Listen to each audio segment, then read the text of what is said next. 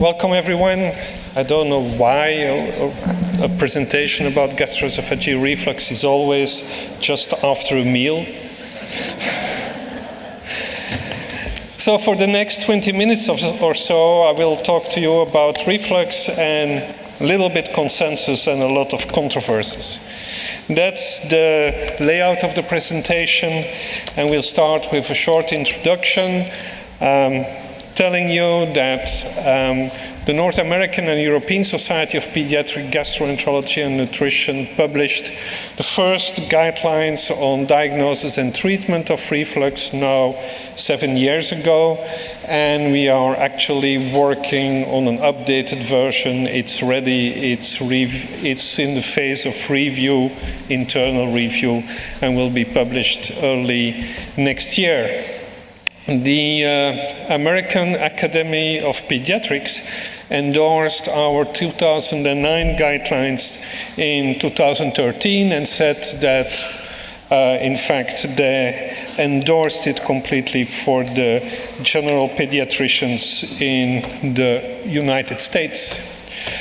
One of the problems with guidelines is how to get them where you want them to be, because we develop them, of course, for mainly GPs, family doctors, general pediatricians, and it takes years to get them where you want them to be. This is a review from Italy, 5 years after the 2009 publication, and you see that the majority of the pediatricians in Italy were just not aware about these guidelines. Yet it has importance to communicate, to pass the message, because I think that one of the problems is that a lot of colleagues, certainly a lot of families, a lot of mothers consider infants who regurgitate a lot as possibly having a disease, as possibly having gastroesophageal reflux disease. And this paper from Paediatrics from 3 years ago very nicely illustrates that it is not a good idea to stamp children which have a physiologic problem as having a disease, because it increases the use of medication, which most of the time is not necessary and which also has adverse effects. A few words about symptom and age. The diagnosis of reflux is increasing a lot, and whether that is true or whether that is just because of increased interest is not so clear. But between 2000 and 2005, at least in the US, the annual incidence of reflux disease or acid-related conditions increased in infants from 3% to 12%, so 4 times more, and increased by 30 to 50% in older age groups. And I will show you that later again in the presentation, but also what is important is the use, or I said, we should say the abuse of proton pump inhibitors, which were already 30% in 1999, but in 2005 were 62%. One of the problems we have with pediatrics and so for gastroesophageal reflux is the change of symptoms over time. A child of 6 months old presents with different symptoms than a child of 8 years old, and again different than a child of 15 years old. These are data from the north of France. They looked in the population of France to the frequency of symptoms. And you see that it's, as you all know, of course, but that regurgitation is mainly a problem from young infants, and then it disappears or gets to much less common in older children. And heartburn, of course, does not exist in infants. You only see it disappear in older children. But so the symptomatology of reflux, both physiologic and reflux disease, differs according to age, and that's certainly one of the reasons why there is such a lot of controversies about reflux and reflux disease. Moreover, we have often to rely on the history, but the history told by children under the age of 8 years, 10 years old is totally unreliable. You make them answer what you want them to tell you. If you say, you have pain, don't you? Of course they will say, yes. And if you say, you never suffer from pain here, they say, no, I never have pain. So your history which is the cornerstone of diagnosis of reflux disease is not reliable in young children, and you rely on the interpretation of the mother. And we know that for functional gastrointestinal symptoms, observation by others tends to increase a lot the severity and incidence of the symptoms. A few words about diagnostic investigations. This comes from the New Statesmans, where we say that the working group suggests not to use endoscopy for diagnosing gastroesophageal reflux disease in infants and children.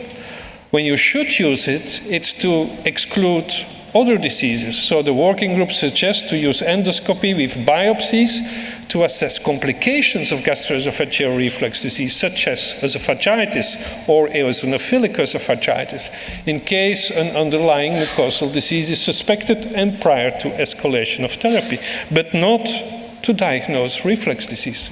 Yes, to diagnose eosinophilic esophagitis, and these are all images of this disease.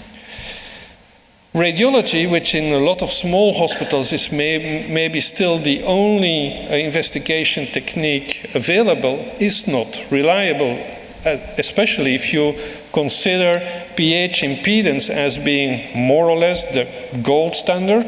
You can discuss that, I fully agree, but if you start with using pH impedance as being the gold standard, radiology has a sensitivity of 40% and a negative predictive value of 20%. So it's a good technique for anatomy, but not at all to diagnose reflux disease.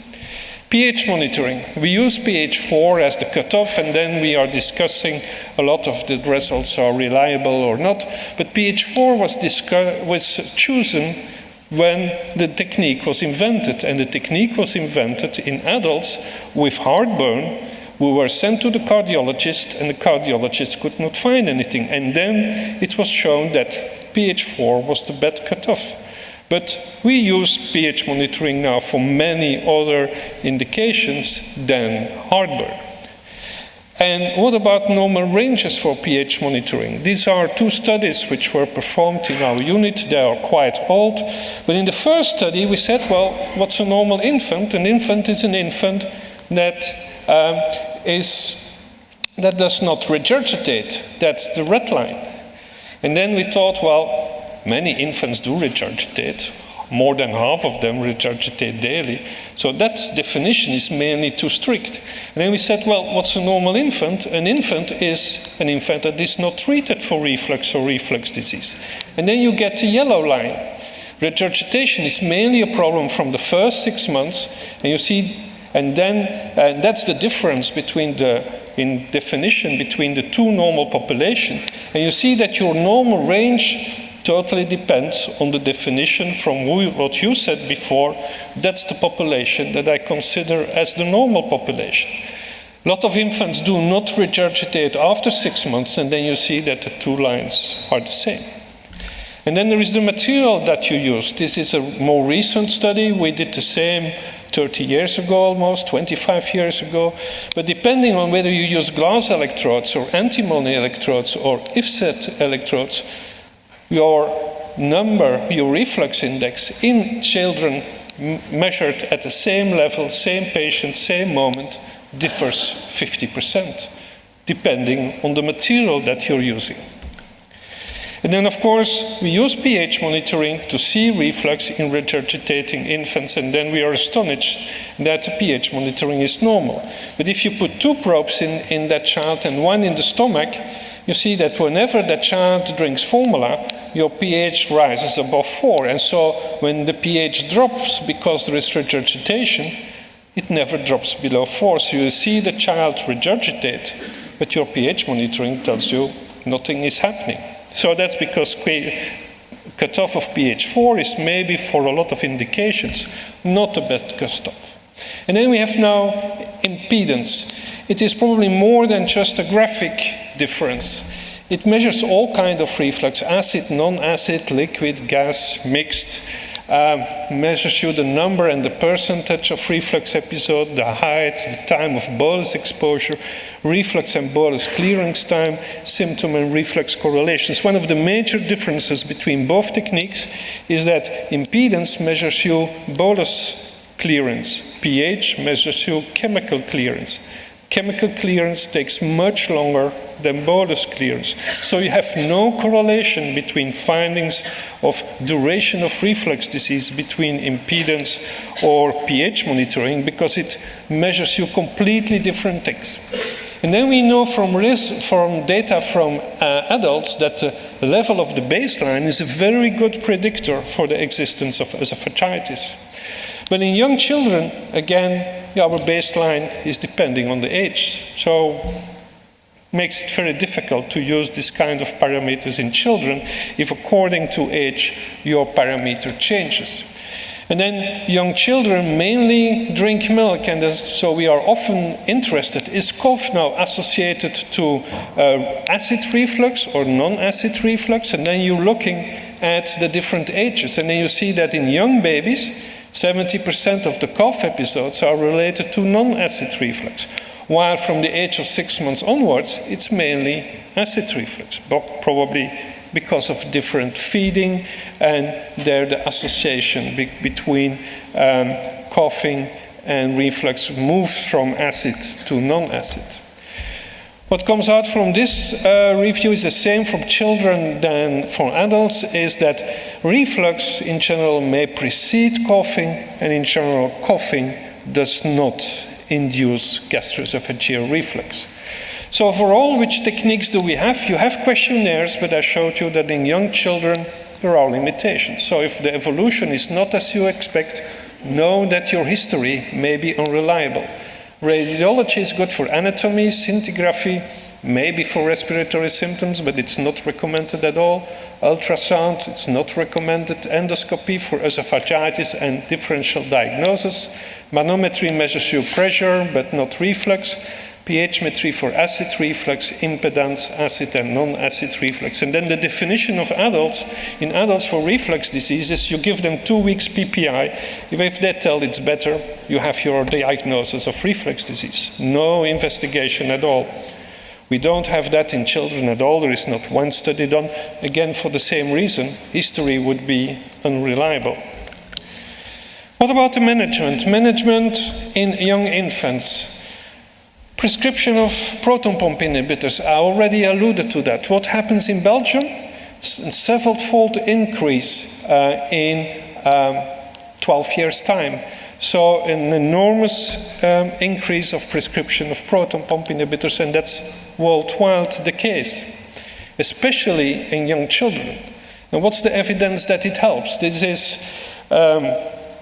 comes from a study from 4 years ago, use of esomeprazole in infants under the age of 1 year with reflux disease. What's the message? Primary analysis crosses the zero line, no difference between proton pump inhibitor or placebo, just does not work. Is there a relation between crying time and reflux? This is duration of crying time. This is the reflux index percentage time that pH is below 4. It's a flat line. There's just no correlation at all between crying and gastroesophageal reflux.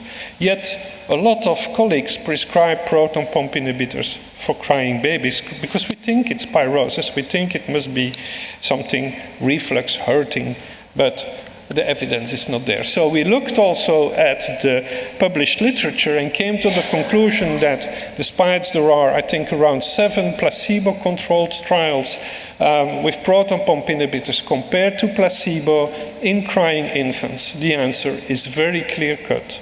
There is no impact. Yet proton pump inhibitors do have side effects. They create a bacterial overgrowth. So if you're talking about infant formula with prebiotics and probiotics and how important it is to have your healthy gastrointestinal microbiota, proton pump inhibitors destroy that. And you get, as a consequence of that, more gastroenteritis, more respiratory tract infections, also more allergy. The same is published for H2 blockers. Ranitidine, higher incidence of infections, higher incidence of necrotizing enterocolitis, higher mortality rate. This is a study of proton pump inhibitors and the risk for allergies. So children with reflux disease who were treated with gastric acid anti-secretory drugs were more likely to be diagnosed with a food allergy. And it's a 2 to 6 times high risk factors. And not for children, but if mothers during late pregnancy get proton pump inhibitors, prenatal exposure of the fetus to proton pump inhibitors makes that baby at significantly increased risk to develop atopic dermatitis, asthma, and allergic rhinitis, probably because you change the gastrointestinal microbiota of that mother by giving her proton pump inhibitors. So we should think about the effects of proton pump inhibitors, which are absolutely marvelous drugs to treat esophagitis if you need it, but not if you do not need it. And then there is the association of extraintestinal manifestations with reflux. But the only thing that anti-acid medication does is change acid reflux to non-acid reflux. There are many studies of that in adults. This is one study in children where the number of reflux episodes before proton pump inhibitor or on proton pump inhibitor is exactly the same. The only difference is you decrease the acid reflux episode from 50 down to 15%. But your number of refluxes stays exactly the same. This comes from another consensus paper that was published earlier this year, where we said that for infants with regurgitation, diagnostic investigations are not indicated for the diagnosis and the management of troublesome regurgitation. Anti-regurgitation formula may be considered in infants with physiologic regurgitation. Drug treatment is not indicated in the management of physiologic regurgitation, 100% agreement.